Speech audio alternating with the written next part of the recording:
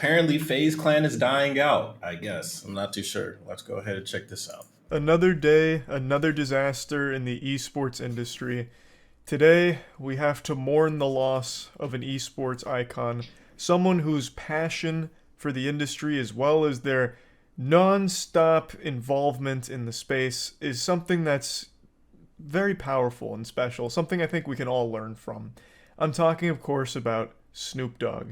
Snoop Dogg, Wait, as what? you know, is one of the founding fathers of FaZe. He's been with the company for about a year now. And honestly, it's Bro, Snoop has his fingers in so many things. This guy has candles, lighters, concerts, movies, music, of course, clothing, a football team, a junior football team. This man is everywhere and does everything. probably what he's most known for now. Aside from all of the other success The he's had in Twitch his career, streaming. FaZe is probably what Snoop Dogg is most known for. And unfortunately, we're gonna have to hold a funeral service for him now. Why? Not because he's like actually dead, Yeah, don't but say that. That because scared me. he's dead to esports. Okay. He has resigned from FaZe. According to their Damn. SEC filing, it wasn't due to And he was in Tekken. I forgot about that. Yeah, Snoop Dogg had a stage on Tekken Tag Tournament too. It was pretty good though. any disagreements between Snoop Dogg and FaZe Clan, and it's only been a little over a year since he joined in the first place. I'm of course kidding. I imagine repped most them of in you didn't even halftime know of the Snoop Super Dogg Bowl. was part of FaZe Clan because they made this big hoopla one time when he signed up, but he couldn't even be bothered to show up to the announcement in person, so instead all they've ever done Jeez. together is have a picture of Snoop Dogg holding the FaZe Clan chain. That's really Nice. about it. That's about where That's his not a involvement good in FaZe investment. stops. He took one picture with their chain. With their logo. And that's it. He said, "All right, my job's done here. Thanks for the shares and Good the old Snoop. payday. I guess glad Yeah. to be here." He did it for And he money. just kind of rode that for over a year. Yeah. Just a severe case of goofball brain here with the decision to bring Snoop Dogg on to FaZe as part of their board of directors as well. This isn't a Board of decision that is directors, exclusive too? to just FaZe. This was Jeez. actually a trend in the esports space where a lot of mainstream celebrities that have never touched the video game in their life all started being brought on board as kind of the face of organizations. That's so crazy. Snoop Dogg, that was supposed to be his role. The And the face idea of is FaZe these Clan? mainstream celebrities No open way. their brand up to new viewers, new potential customers, which will hopefully allow them to make more money because those new customers now might buy merch and help them actually generate a profit in an industry where profit is a forbidden, illegal word to use because it just doesn't fucking exist. In Yeah, and esports especially, you're usually running that at a net loss unless you have a monopoly. But besides that, I don't think FaZe can really get any new exposure. FaZe has been around for what, like 20 years now, something like 15, 18 years. They have reached pretty much everyone they can, starting with Call of Duty. And then they branched out to Fortnite. I'm pretty sure they signed some people. There was like FaZe Blaziken doing Fortnite stuff. They've done montages, videos, vlogs. They've hosted their own events. FaZe has done everything to stay afloat. And if they're falling down, it's because their core pillars are falling. So they started with Call of Duty. I'm pretty sure they haven't really dropped Call of Duty content like that. I still see their merchandise in like the Modern Warfare 2 in the store and stuff like that. But you don't really hear about FaZe doing COD stuff. Is that a reason? Is that reason partly because Call of Duty is dying? I'm not too sure because Call of Duty sells really good every year.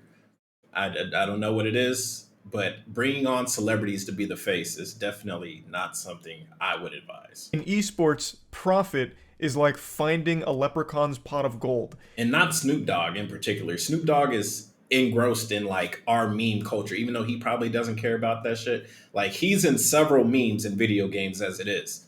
Like the people that know Snoop Dogg for gaming know him, no FaZe.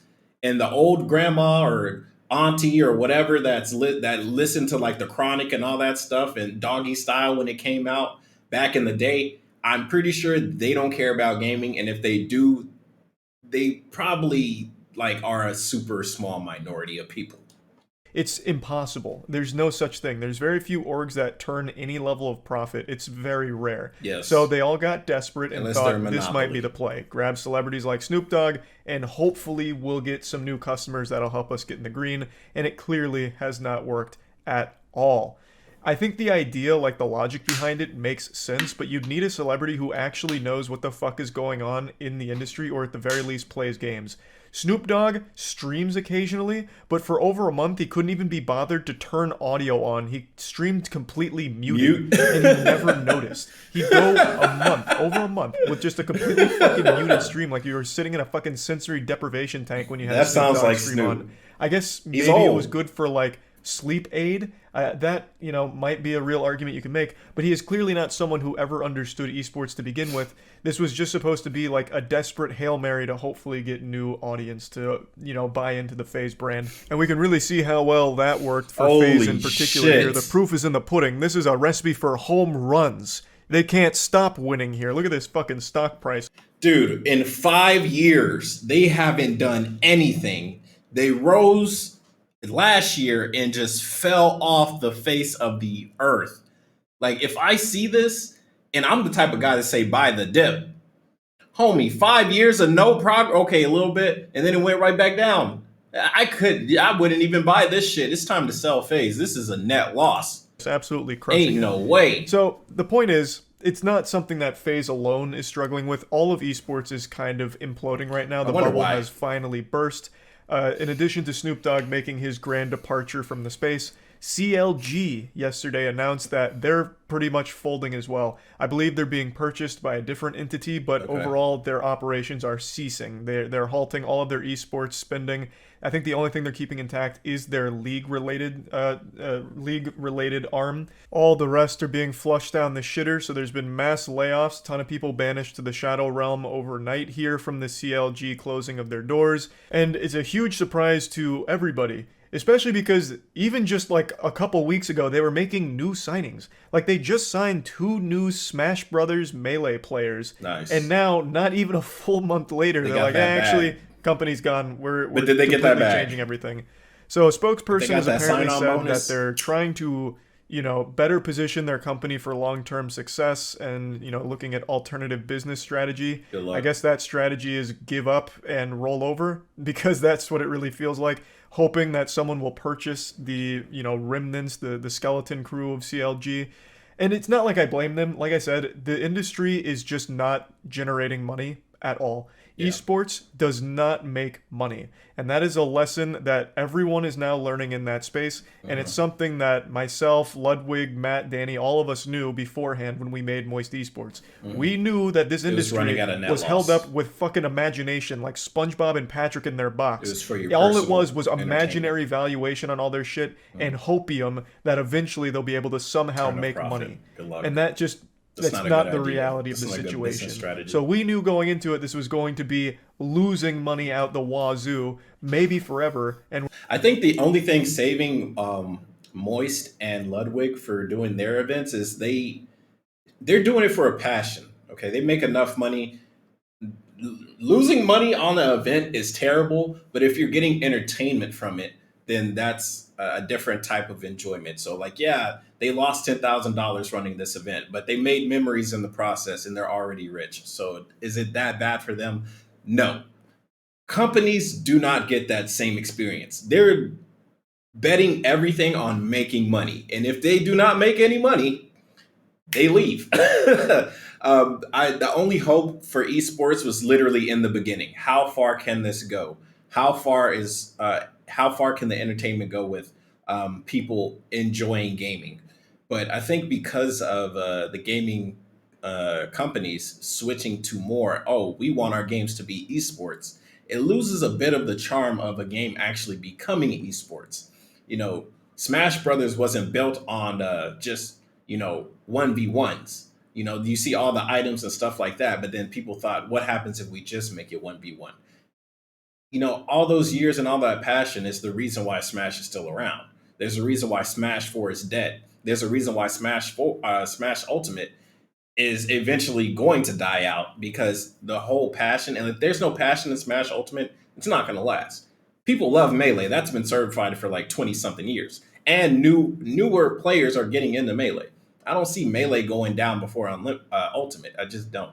And that's just one example. Like, just gaming as a whole moving towards esports has pretty much soured a bunch of companies. A bunch of games have just gone down the toilet because they were esports first. And now it's more monetization first, esports second, fun third, which is not a great way for gaming to work out. But we'll see in the long run what happens. And we're fine with it because it's a space we are genuinely passionate about. But all of these other companies don't have the same luxury that we have. They do need to make money in order to continue to exist, Yeah. and they really can't right now. So all of their business strategy over the last like 5 or 6 years is eating them alive, which is why so many It of them are happens. experiencing these massive layoffs or just completely vanishing. Like another one, E United recently had to fold as well.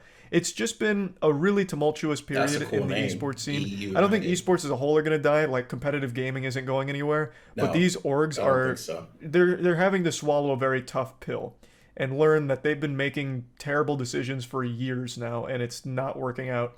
So CLG is the most recent victim here. But again, them and FaZe, they're still not alone. Even earlier this week, TSM, one of the biggest names in gaming, had to announce that they are going to have to be making changes as well. They're pulling out of several Restructure. titles as well as just kind of pumping the brakes pretty hard on a lot of their other ventures that they were pursuing. It was even Good. reported that they were considering selling their slot in the LCS, which is almost blasphemous because TSM's been in League of Legends like since the fucking start. I mean, that is crazy.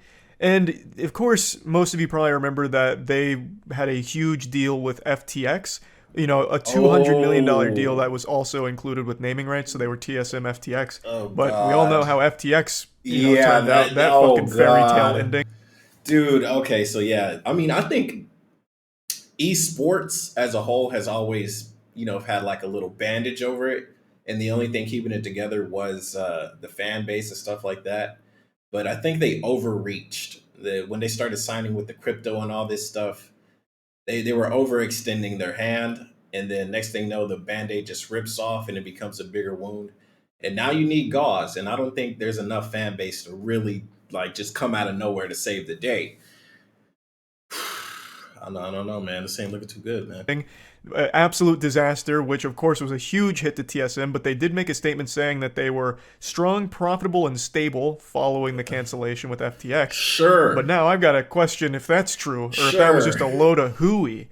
Because Jesus Christ, this is a huge deal. Selling an LCS slot, especially for an org like TSM, is a crazy thing to even think is right around the corner potentially. Now I understand LCS itself is kind of dying. It's treading water. Let's just call it like it is. We don't need to be huffing any copium here. The LCS itself has Really? not been doing great. League overall has been fine. Like other Okay. regions have been doing great in some Yeah. cases, but the Korea. LCS in particular, not so much. Viewership Really? is not looking amazing. People Really? don't really get excited about it. So Mm. that is also something to consider with the TSM situation here. That doesn't sound good at all. I mean, league being okay, that's fine, but it sounds like external interest is not really going towards teams or anything like that. It's all that interest is probably going to like normal streamers. Like maybe they just feel like it's in their best interest to sell it, because they want to ensure that they can remain profitable and stable. So they could be doing this as a preventative cautionary measure to make sure they don't bite off more than they can chew down the line should the esports industry continue to get worse. So maybe they aren't as bad as it initially appears here with them like halting a lot of things and pulling out of some titles. But either way, it's still at least alarming because the industry itself, all of esports, is just not healthy at all. It is held together by fucking toothpicks and glue. It's Great. like making those old like spaghetti fortresses like back in science class where you're supposed to like make a little spaghetti building. Like that is pretty much the entire esports space, and I don't right know. now that spaghetti building is really wobbling. Sounds like a It's fun just childhood. I don't it's know. sad to see, but it was also the most predictable shit ever. I don't know how people didn't see this coming sooner. Like, even on the outside, I know a lot of viewers are like, man, how the fuck are these esports orgs even profitable? And the answer was always, They weren't. they're not. But for some reason, the orgs themselves never had this eureka moment, this, flip of the light switch to like, holy shit, this is going to be bad pretty soon. We're not able to actually recoup our costs. Kick the can down And the now road. they're panicking, they're folding, and it's chaos, pandemonium. And I just wanted to talk about it a little bit because obviously I'm in the industry with Moist Esports, of course, so I see a lot of it and I have a lot of information on like the back end of what's going on with other orgs, and it's always just so surprising to hear that this is something they didn't foresee and Jeez. didn't plan for accordingly. So yeah, I just wanted to kind of go over this whole topic, and once again, it is sad to see Snoop Dogg leave. I know most of gamers out there looked up to him as a hero in the esports scene, as kind of their inspiration behind the drive to compete in esports, and now he's left Phase. So that's R.I.P. rough. But anyway, that's really about it. See ya. That's cool. That's cool. I mean, that's good with the information. It's making me think maybe it's not just esports. I think the team environment has just gone down. Like if you look at sports, you look at basketball in particular. I think because players move around so much, less people have become really fond of teams. And I guess this is a straw poll, but I'm gonna guess because more people care about specific players, they really don't care about the team. So why support the team? They want to support their favorite players, and some players leaving and going to different teams and stuff like that. I'm pretty sure that has some type of effect on the esports environment, and if whether it's profitable, whether some players have gotten banned, or if they decided to stop being professional, take care of their Twitch or YouTube or whatnot. I'm thinking maybe that has something to do with it. But from what it sounds like, they were always not good, especially when it comes down to profitability. I know one because my friend he co-owns a org for Call of Duty, and I know they get their money mostly through sponsorships. So depending on how many people actually click on those sponsorship links, those people might disappear as well.